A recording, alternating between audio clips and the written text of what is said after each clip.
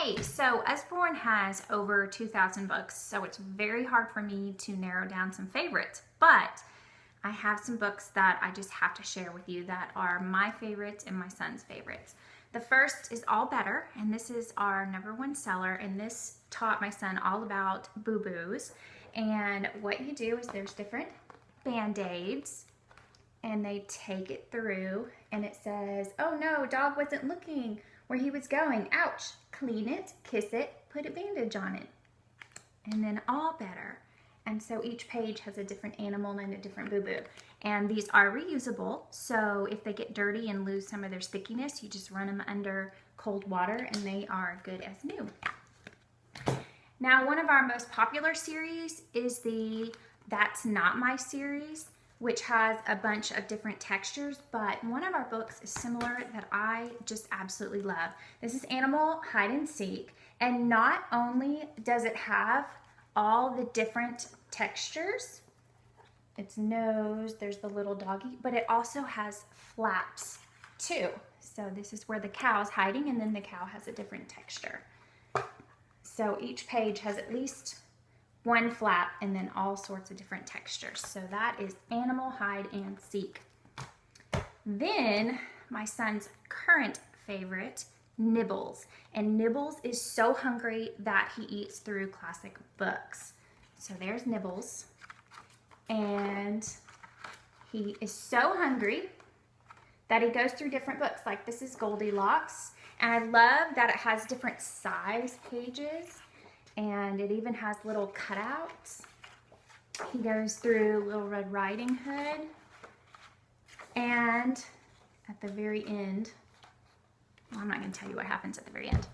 But then you can also get the little plush. And so whenever my son wants to read Nibbles, he will come and get this and bring this to me. Then we have another great book, Jonathan James and the What If Monster. And this is so wonderful for kids that worry or have anxiety. And it's all about the what if, the unknown. And Jonathan James is a little kid and goes about and like this, he's talking about being with his friends. What if they giggle? What if it's chilly? What if you jump and look really silly? And then at the very end, he goes through and what if the chance I take in the end is just how I find my very best friend? So this is great for kids that have anxiety or question everything. And we also have a toy, a what if toy that you can get with this. And then we have our Muddle and Match series. And this is full of different alliterations and different, you can make silly sayings. So this one starts out with Marvin the Mighty Monkey moves towards the mark on the map to meet the mysterious magical meerkat. And you can switch up the different sayings to make it, they can make it their own. And my mom actually tutors elementary kids, and she says that they fight over this book, so I had to order her the entire series. So lots of fun different sayings. Then Tale of Two Beasts, and a lot of times kids can't understand other people's point of views. So this goes through, and it's all about a little girl who goes in the forest and she finds this little animal and she loves him, so she takes him and dresses him up to keep him warm and puts him in a little box with her other stuffed animal to keep him to have some friends around, and just loves on him. Then the second half of the story is all about the beast's point of view. And he sees the little girl in the woods, but his view is, she growled at me and tied me up and carried me off to her secret lair. So this is such a good story to teach that there are different viewpoints and to put yourself in somebody else's shoes.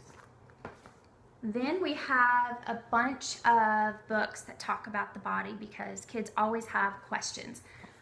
Big Book of the Body, and we have a ton of big book. We have Big Book of Dinosaurs, Big Book of Big Machines, but this one is great. It's got huge fold-outs full of information, but this is great for younger kids because it really simplifies it. So the more muscles you use, the stronger they get.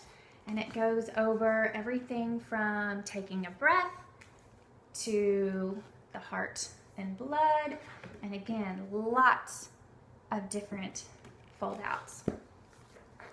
For little older kids, we have Look Inside Your Body. And our Look Inside series has, again, a lot of different topics. But this has over 100 different flaps, and it goes through lots of different topics. So eating food, we've got staying alive, your different heart and lungs, and what happens when you want to jump.